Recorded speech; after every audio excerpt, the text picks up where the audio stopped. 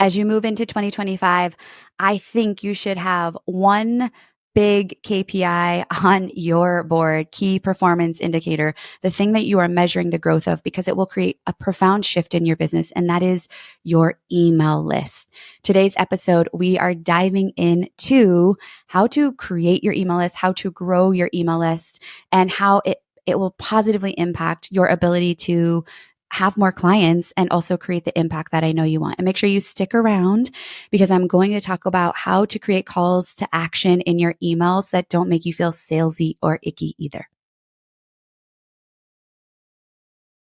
Hello, coaches.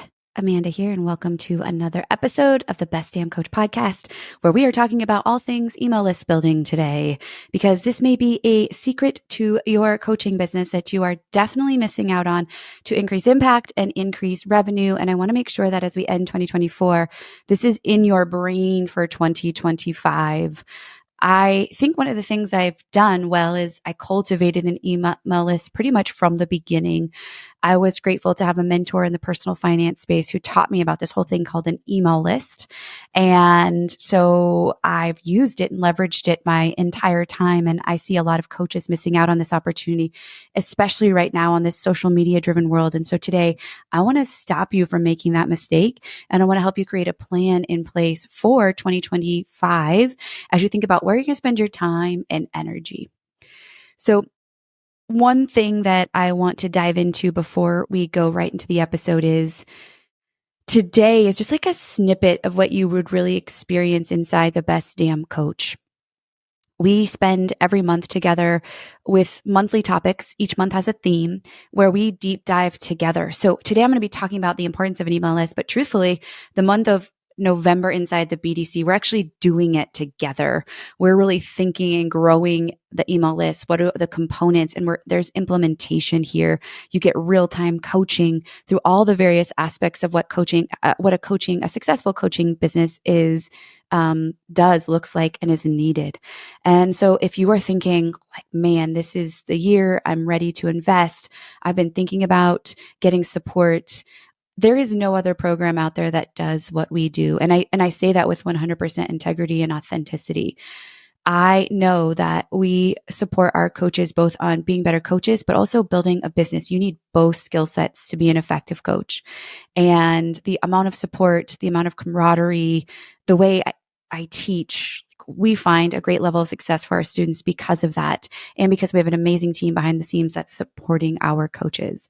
And so if you've been thinking about looking for support, and maybe you've never been thinking about it, and this is the first time you've really heard me talk about it, then what I would love for you to do is come and join us, because on December the 4th, so mark your calendars, friends.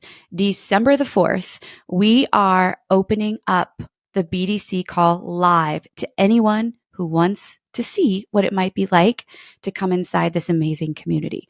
We're just going to give you like a taste. We want you to come in and just see how awesome it is, what happens inside of our calls, how we implement immediately, the kind of results you're going to have literally in just one session. So if you want to sign up for that opportunity, I'm going to tell you where to go. You're going to go to amanda-walker.com/December. And that link is going to take you to that free sign up. It's just one call. You only get one shot. We're opening up for only that one call. We want you to come in and get a taste. And then we're going to tell you how you can work with us and take advantage of our special promotional pricing we are doing for the month of December only, so that we can support as many coaches as possible to kickstart 2025. So again, if you want to check that out, head on over to amanda-walker/December. Okay. Back to the email list building. I want to talk about the notion or the why the email list is so important. And that is because, well, first off, what is an email list? That's kind of important too. It's a collection of email addresses that you gather and get consent from the people who give them to you so that you can communicate directly with them through their email.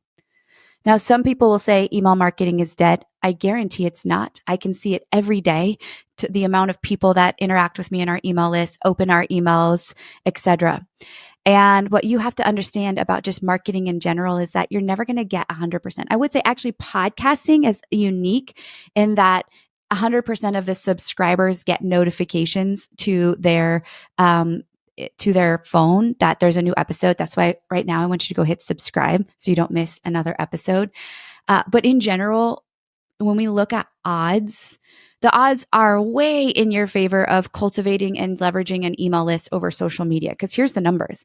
Average engagement rate on social media is 1 to 3%. So if you have 100 followers, 1 to 3 of them are going to actually see and engage with your content. The averages around email lists are that the average open rate lies between 25 and 30%. So if you have 100 people on your email list, 25 to 30 will see it. I mean, you don't have to be a genius at math to figure that out, but I'm here all day, baby, for getting, almost a 10 times return on spending time emailing your people. And so this is also the difference of earned versus owned media. You've heard me talk about this on the show again. I'll keep talking about it. But earned media is where we're basically earning the right or the opportunity to leverage another platform to showcase our business. And we're grateful for things like social media. They're free marketing tools. I love them. But at no point do I want to put all my eggs in the basket of only focusing on social media. It's a great tool, but I am at the mercy of whatever the algorithm is or whatever the people who run the platform are going to do. And so I don't want to put all my eggs in that basket. Owned media are the things that I have in my control. I have direct access and own my email list. I own my website. I, in most regards, own my podcast. And so those are important things because I get to control and be basically directly proportional to how those get to my audience members. The bummer part is that I see a lot of you amazing coaches putting your eggs in the basket of social media, feeling frustrated like it's crickets out there when you're really missing some of those other opportunities in your ecosystem to support your people. And so I want to talk about how do we start an email list? What are the best platforms? And what are really the 3 things you need to do in order to create an email list that actually gets people involved and buys your coaching services, right? Wouldn't it be nice if you could email people and they would sign up for your coaching? Heck yes, right? And so really, I'm going to walk you through 3 steps in order to grow and leverage an email list that helps you make more impact. So here we go. Step number 1, you want to have a value added opportunity for your clients to learn more for you. There are many words that describe this. This is an opt-in. This is a freebie. This is a lead magnet. All of those words are synonymous with one another. They can look so many ways, but let me tell you some things I've learned and then I see with my clients.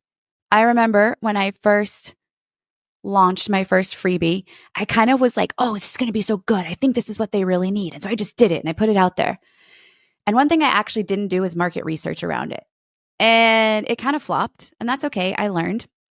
So in order to create a value added piece that somebody can put in their email address for, that they want, right? We kind of hold nowadays our email address pretty sacred because we don't want to be bombarded with emails that we don't want.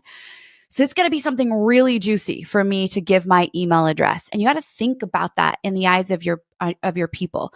They want something juicy that they can get immediate ROI with, and they can get tangible results, and they can begin to warm up to your content. We want them to be like, oh, she gave that thing away for free. That's freaking awesome. Imagine what else it would be like, what else she has to offer when I get into her world. A great way to figure out what this thing is to really think about your client's greatest pain point and how you can give immediate results to serve that pain point. You're going to have to do that work. This is what we're doing inside the BDC right now. You're going to have to think about like, what can I give? Like, what is that greatest pain point and how can I solve that from them in a way that is really effective? And so sometimes these little things come up, these little, like, in the words of one of our BDC members, Mindset Monkeys, like, I don't want to give away all the milk and cookies. I can't just give away the best stuff for free. And actually, I think you kind of should. I believe that when you show them what's possible in a free way, you've got way more in the tank to give them. So don't worry. They got to know you're going to give them results and that they want more. So do some market research. Ask your people, hey, if I built this, would this help for you? Here's what I'm thinking, and get some feedback. So you know you're not just like throwing a dart at a board with no bullseye. Right? But it should also not be corny and boring, and it shouldn't be overwhelming. I had a student in the BDC do this amazing work around her freebie, and she brought it to a call. And when I got in there, it was like 15 steps. It was like 10 different journaling prompts. And I was like, hey, look, I see the intention, but this is actually something maybe you want to walk them through in coaching. If I opened this freebie right now and I'm dealing with like deep stuff, I just want to go into shutdown mode and avoid. So we as coaches, we know what they need sometimes, but in the freebie, we don't want to bombard them with that. We want them to have like tangible results right away. So when you're thinking of that, it could be a freebie, it could be a training, it could be a live workshop like I do. My live workshops are my main email list generator, right? So think about what works for you, but also what works for your people. If they're overwhelmed moms, probably a 30-page ebook is not a great thing. It's probably something they can pop into their ears real quick and listen while they're doing laundry, right? So think about the accessibility. And then what you're going to end up doing, right, is building out that whole model, that whole system, right? There's going to be a landing page where they sign up for it. There's going to have to be some sort of system called an EMS, email marketing system, or some sort of all-in-one CRM, where it's going to send them the thing that they sign up for, an automated sequence. And then what they're going to do is land on your email list. That is now step 2 of the process, which is nurturing your email list. So it's not just they get the thing and then we ghost them. Like imagine if you were dating someone, you went on the first date and then you didn't hear from them. You'd be like, well, that was weird. They don't care that much. They're not into me. But this is what a lot of people do is they focus just on the thing and then there's nothing after. The truth is, right now, as people are bombarded with more stimulus and information, the warm-up cycle or phase for them to go from like just finding you to actually signing up for your services is longer. They say now from 7 to 9 interactions, it's more like 18 interactions that they need before they start to A, recognize that you have a service, and B, want to opt into it. So I also just want to set like a reasonable expectation is they're not going to download your freebie necessarily and become a client tomorrow. They might, that'd be awesome. But what they need you to do is keep showing up and solving their problem and warming up to their content. This is next step of nurturing your email list. So this is also why I have a podcast. I know that my clients want to listen to the podcast and want to tune in regularly and know that I can solve their problems. And then occasionally you're going to hear offers, like we just launched the lab and the lab is going on right now. I'm telling you about a free opportunity to come check out the BDC, right? But also I'm not just selling and going away. I'm showing up every week to let you know I am consistent. I believe in you. I put my money where my mouth is, or vice versa. I nurture my clients so that when you come into my world, like if it's, you get this much for free, imagine what it's going to be like when you actually pay to come into my programs and get my coaching. So nurturing your email list can look a lot of different ways. Ideally, what I'd love for it to look like is you're emailing those people on your list, even if it's 3 people or it's 300 or 3,000, you're emailing them every single week, just like podcasting, every single week. Because with podcasting, if I miss and I go every other week, then in that off week, I'm losing listenership. This is why we actually do 2 shows a week. And if you're podcasting, it makes it really easy because often my newsletters on Tuesday, or most often, are kind of a high level, but more, and includes some details, tangible details of what you can listen or what you can get from the show. Like I know not always the people that are listening aren't always the people on my newsletter list. I don't want to make assumptions that you're in both places. Some of you are. But basically, I want them to read the newsletter and get something out of it, high level, but some good tangible takeaways from what I talk about on the show. And also, you should be able to interact with both and see the congruency there. Now my people know they can depend on me to write to them every Tuesday.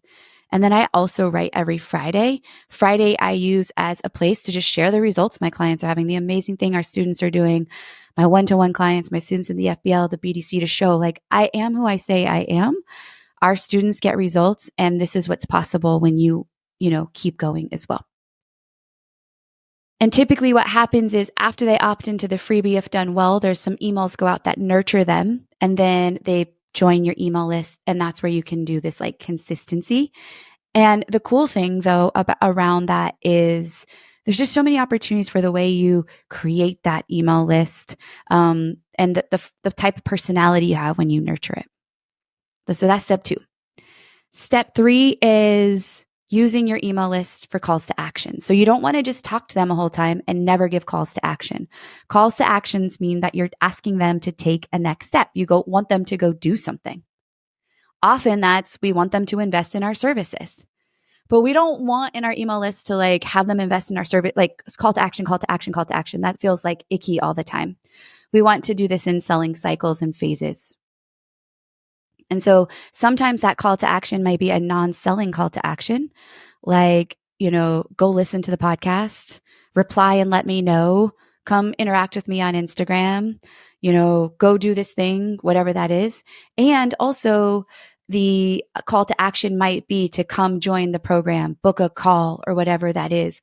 A lot of coaches, when I talk with them, when was the last time you actually put a service in front of your email list? And I haven't. I'm afraid to. It feels icky. What I want to say to you is, have you ever bought from an email list? You want the right people to show up in your inbox. And if they are hot and warm, they actually want to know that they can go deeper with you. I think about the emails I open. It's because I'm on the edge of the cliffhanger with them. I love their emails. I'm considering their programs. I want to know if they do something new and good. Let me in. I want to know. So the right clients are opening your emails, and the right clients will click the CTAs that you give them. But they may not even realize yet that you offer a service. Remember, because we have to expose them 18 times almost to our content. And that might take a while for that to happen. And maybe on that first time, it was number 9 and they weren't ready to hear your product or service, but now you've warmed them up. It's 6 months down the road, 3 months, a year, 2 years down the road. And now they're ready because they finished the other program. They've saved money. They've empowered themselves or whatever the case is. And they are ready to say yes to the next thing. And so I just want to really encourage you through this podcast that I think an email list might be an untapped resource that you haven't leveraged. You get a direct line of communication to your clients.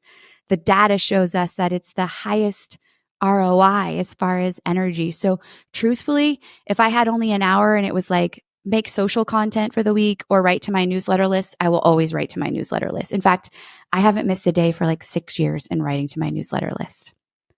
That's consistency. And I'm pretty proud of that because I look at it when I sit down to write those news. It's I have you that read those, I have you in front of me. I'm imagining we're hanging out together and sitting together and I'm writing to you directly. And honestly, I share a lot of things there that I don't share in other places. It feels like the safest form of communication for me for whatever reason. And it's also where I invite people to sign up for the workshops. I'm seeing people come through that buy offers. And I just want to encourage you that as you move into 2025, put growth of your email list at the top of the key performance indicators you're going to be measuring. I want you to grow that thing. And when you create that freebie, I want you to talk about it all the time. And I want you to go to the people that download it and ask them questions about it. Do they like it? Do they not? Was it useful? And start really thinking out of the box on what you can do to nurture those people so that you can create the kind of impact that you most desire. And if you want to learn more about how I teach our coaches in the BDC to really create these, to go in and do the work in their business and how we hold space for accountability so that you are taking action and you're not just in failure to launch mode, or you have these questions and you're I just want to pick somebody's brain. If I could just talk to somebody. Hi, it's me.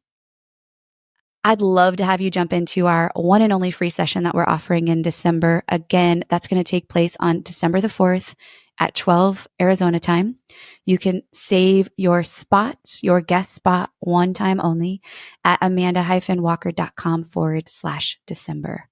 So I hope this has been an amazing episode for you to really think about the power of the email list. And as always, come have a conversation with me on Instagram if you want. At A Walk My Way is my handle. And go ahead and subscribe to the podcast right now. If you haven't, I always appreciate you leaving a review to let me know how powerful this is. And I will see you next week, same time, same place. And until then, go coach them up.